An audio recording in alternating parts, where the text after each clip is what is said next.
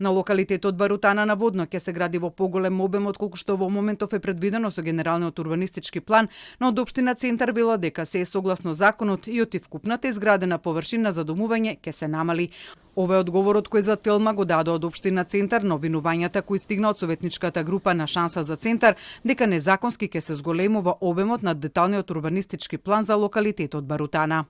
Обемот на градење што се предвидува за приватно домување ги надминува параметрите на ГУП-от и тоа е дозволено кога за предметниот локалитет има историјат на урбанистичко планирање во последните 25 години. Меѓутоа, споредбено со претходниот детален урбанистички план, каде за намена домување била предвидена вкупна развиена површина од 42.429 метри квадратни, со предлог нацрт деталниот урбанистички план направено е сериозно намалување, со што вкупната изградена површина изнесува 29.459 метри квадратни, односно направено е намалување на намената домување за 33%.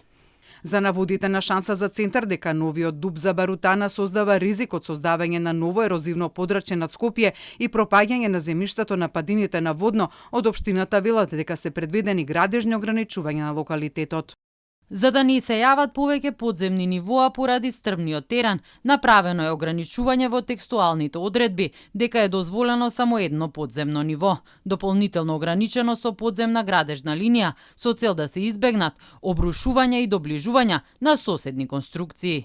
Од таму вела дека во нацртот на ДУП-от изземен е покровниот простор, односно ќе биде дозволено само приземје и 2 ката без поткорвие, а направено е ограничување на максимално дозволениот процент на изграденост на градбите на максимум 40%. Со оглед дека станува збор за контактна зона со заштитено подрачје водно, општината побарала 40% да биде зеленило, наместо законски предвидени 20%. Приватната фирма на чија иницијатива се прави нацрт ДУП-от за Барутана е ДГП Лотарико ДО Скопје во сопственост на Момир Симич и Ѓорѓи Вуков.